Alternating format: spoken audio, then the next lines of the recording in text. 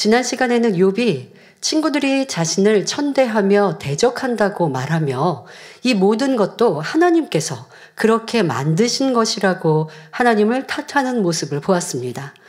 자신에게서 잘못을 찾으려 하지 않고 하나님과 친구들만 탓하니 괴로움은 더해가며 연단은 끝나지 않지요.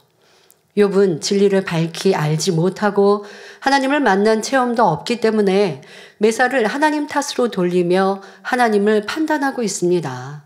본문 욥기 16장 12절 13절에 내가 평안하더니 그가 나를 꺾으시며 내 목을 잡아 던져 나를 부서뜨리시며 나를 세워 관역을 삼으시고 그 살로 나를 사방으로 쏘아 인정없이 내 허리를 뚫고 내 쓸개로 땅에 흘러나오게 하시는구나. 욥은 말합니다. 옛날에 사람들이 닭을 잡을 때 닭의 목을 비틀어서 닭을 잡죠. 그것처럼 하나님께서 욥의 목을 잡아 꺾어버리고 부서뜨렸다라고 욥은 말하고 있는 것입니다. 머리는 높음과 위엄과 자랑스러운 모든 것들을 상징하지요. 그런데 이러한 머리를 받치고 있는 목이 꺾였으니 이는 욥의 마음가짐이나 굳은 의지를 하나님께서 꺾어버리셨다는 것입니다. 또한 욥은 하나님께서 자신을 세워 관역을 삼았다라고 말합니다. 뿐만 아니라 하나님이 그 화살로 동서남북 사방에서 욥을 쏘아 인정없이 욥의 허리를 뚫고 쓸개로 땅에 흘러나오게 만들었다고 말합니다. 욥은 지금 하나님께서 자신을 어떻게 괴롭히시는지, 자신이 받는 고통이 어떠한지 하나하나 비유를 들어 설명하고 있습니다. 여기서 욥이 말하는 살은 육적인 화살이 아니라 하나님의 마음의 화살입니다. 또 하나님이 숨 돌릴 겨를도 없이 인정사정 없이 화살을 쏘아 욥의 허리를 뚫었다고 말하고 있습니다. 이는 욥의 처절한 고통의 절규이지요. 살이 허리를 뚫었다는 것은 몸의 주체성을 잃어버린 것을 의미합니다. 사람의 신체 중에 목만 다치면 목 밑으로는 몸을 쓸 수 있습니다. 또 다리가 부러지면 다리만 사용 못할 뿐 상체는 사용할 수 있지요. 그런데 허리가 부러지면 상하, 전신을 사용하지 못하게 됩니다. 이처럼 욥은 목도 꺾였고, 즉 자신의 의지도 끊어졌으며 하나님께서 화살로 허리마저 뚫어버리시니 온몸의 균형을 잃게 되었다 말합니다. 또 쓸개가 땅으로 흘러나온다는 것은 욥의 마음의 고통이 그만큼 쓰다는 것을 나타냅니다. 욥은 하나님을 보고 만나는 체험을 못하였기에 이렇게 쓸개가 흘러나오는 것처럼 고통받고 있음을 표현한 것입니다. 하나님을 믿지 않는 세상 사람들이나 아직 믿음이 연약한 성도들은 살아가면서 이러한 고통을 호소할 때가 있습니다. 그러나 하나님의 자녀들은 설령 사업이 망하고 자녀가 빗나가며 질병이 틈타는 등 사방에서 짓눌리는 상황이라 해도 감사를 잃지 않아야 합니다. 그리할 때 전지전능하신 하나님께서 갈 길을 인도하시며 합력하여 선을 이루어 주시니 우리는 그 하나님을 믿고 범사에 감사만 있어야 하겠습니다. 이어지는 본문을 보면 욥의 표현이 너무나 합당치 않을 뿐 아니라 우습기까지 합니다. 욥기 16장 14절에 그가 바로 하나님이 나를 꺾고 다시 꺾고 용사같이 내게 달려드시니 라고 말합니다. 전에도 비유들어 말씀드렸듯이 만일 서너 살 된 어린아이가 건장한 청장년에게 욕을 하며 덤벼든다면 어른은 그냥 피해버릴 것입니다. 하물며 전지전능하신 하나님께서 한낱 피조물에 지나지 않는 욥을 무참히 꺾으시며 용사처럼 달려들겠습니까? 욥이 하나님의 마음을 알지 못하니 이렇게 어이없는 오해를 하는 것이지요. 의외로 많은 사람들이 신앙생활을 하면서 하나님께서 나를 이렇게 시험하셨다, 나에게 이런 어려움을 주셨다, 나에게 질병을 주셨다 등 하나님의 탓으로 돌리는 경우가 많이 있습니다. 어려움을 당하고 실패한 원인이 자기에게 있는데 하나님이 나를 치셨기 때문이라며 하나님을 무섭게 생각하는 것입니다. 욥의 경우도 하나님께서 이유 없이 욥을 꺾고 또 꺾는 것이 아니라 욥 스스로 악함 속에서 연단을 받아나가고 있는 것입니다. 만일 욥의 친구들이 욥을 지적해 주었을 때 욥이 자신에게서 원인을 찾으려 했다면 하나님께서 어찌 은혜를 주지 않으셨겠습니까? 하나님께서 욥의 부족함을 깨닫고 돌이킬 수 있도록 힘과 능력을 주셨을 것입니다. 또 지난날의 건강과 축복을 회복해 주시지요. 그런데 욥은 문제의 원인을 남의 탓으로 돌리고 계속해서 악을 바람으로써 긴 연단을 자초하고 있는 것입니다. 내가 악을 바라는 만큼 사단의 송사를 받아나가기 때문에 시험과 고통과 괴로움을 겪게 됩니다. 욥은 연단받아야 할 이유가 있기에 연단받고 있는데 매사를 하나님의 탓으로 돌리니 하나님을 나쁜 하나님으로, 두려운 하나님으로 느끼게 되는 것이지요. 이어서 욥기 16장 15절에 내가 굵은 배를 꿰어매어 내 피부에 덮고 내 뿔을 티끌에 더럽혔구나 말합니다. 즉 하나님께서 욥을 계속하여 꺾고 또 꺾어버리시니 욥의 피부가 마치 굵은 배를 꿰어매어 덮은 것처럼 되었다는 것이지요. 굵은 베옷을 입었다는 것, 바로 지금 자신의 몸이 이렇게 만신창이가 되었음을 비유하는 말입니다. 즉 욥이 굵은 배를 꿰어 메었다는 것은 바로 욥의 살갗이 악창으로 인해 터졌다 합창되었다가를 반복하는 상태임을 의미합니다. 이 모든 것이 하나님께서 자신을 꺾고 다시 꺾었기 때문이라는 것이지요. 자, 또 욥은 내 뿔을 티끌에 더럽혔다라고 말하고 있습니다. 여기서 뿔은 바로 자존심을 의미합니다. 사람은 태어나 성장하면서 보고 듣고 배우는 과정을 통해 지식과 교양을 쌓으며 자기 마음을 형성하게 됩니다. 그리고 마음이 형성되면서 자존심과 자기 주관이 생겨납니다. 따라서 여기서 뿔은 자기의 주관이라고도 할 수 있습니다. 이는 사람이 살아가는 동안 자신의 힘이 되고 능력이 됩니다. 어떤 사람은 지식과 권세를 쌓아 그것으로 자기의 뿔을 만들기도 합니다.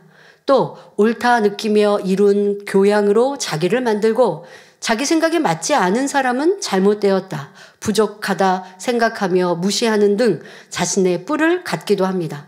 자, 하지만 예수 그리스도를 영접하여 하나님의 자녀가 된 사람은 자기의 뿔이 없어져야 합니다. 시편 75편 5절에 너희 뿔을 높이 들지 말며 교만한 목으로 말하지 말지어다 말씀하지요. 자존심, 자기 주관, 교만, 의와 틀 등 자기 뿔이 없어져야 진리에 힘이 생기고 반대로 진리의 뿔이 세워지기 때문입니다. 그런데 우리가 주님을 영접하고 성령을 체험했다고 해서 곧바로 자기 뿔을 버리고 온전해지는 것은 아닙니다. 아기가 태어나 유년기를 거쳐 청장년으로 성장해 나가듯이 사람이 성령으로 거듭난 후에는 하나님의 말씀대로 행해 나아가면서 영의 사람으로 변화되고 믿음이 성장해 가야 합니다. 그런데 이렇게 믿음이 성장하는 과정에 우리 안에 있는 두 마음 간의 영적인 싸움이 일어납니다. 주님을 영접하기 전 가지고 있었던 비진리의 마음과 성령을 받은 후 이룬 진리의 마음이 서로 대적하는 것입니다.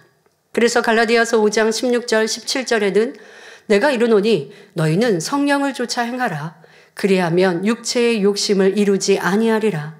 육체의 소욕은 성령을 거스리고 성령의 소욕은 육체를 거스리나니 이 둘이 서로 대적함으로 너희의 원하는 것을 하지 못하게 하려 함이니라 말씀합니다. 육체의 소욕은 성령을 거스린다고 했는데 이는 앞서 말씀드린 자기의 뿔, 곧 자존심, 자기 주관, 교만 등이며 이로 인해 성령의 소욕을 쫓지 못하는 것입니다. 이 자기 뿔을 버리지 않으므로 영으로 들어가지 못하는 것이지요. 이렇게 자기라는 뿔을 버리지 않으니 아무리 오랫동안 신앙생활해도 성령의 음성을 들을 수 없고 하나님의 응답과 축복도 받지 못하는 것입니다. 성경의 사도 바울은 고백하지요. 고린도전서 15장 31절에 형제들아 내가 그리스도 예수 우리 주 안에서 가진 바 너희에게 대한 나의 자랑을 두고 단언하노니 나는 날마다 죽노라 고백했습니다. 이는 주님을 알기 전 배우고 일군 모든 것, 내가 옳다 하는 모든 것, 자존심, 자기 주장, 자기 의와 틀을 다 버린다는 말씀이죠. 이렇게 나의 뿔을 꺾어 버리는 만큼 영의 사람, 진리의 사람, 주님의 성품을 닮은 사람이 됩니다. 사도 바울은 진리 안에서 날마다 죽었기 때문에 성령의 음성을 밝히 듣고 하나님의 무한한 권능을 행하는 종이 될 수 있었습니다. 욥은 자신이 죽어지는 것을 너무나 고통스러워합니다. 자신의 자존심이 지금 꺾였다는 거예요. 그것을 몹시 서러워하며 탄식하고 있는 고백입니다. 지금의 욥처럼 자존심을 버리는 것을 억울하게 생각하는 사람들이 있습니다. 그러나 우리 예수님과 믿음의 선진들은 자존심이나 교만, 이기심, 자기 주관을 내세우지 않았습니다. 예수님께서는 악한 사람들이 잡으려 할 때 한낱 피조물이 감히 창조주 하나님의 독생자를 잡으려 하느냐 하지 않으셨습니다. 오직 하나님의 뜻에 순종하여 그들에게 붙잡히심으로 순한 양과 같이 속죄 제물이 되어주셨지요.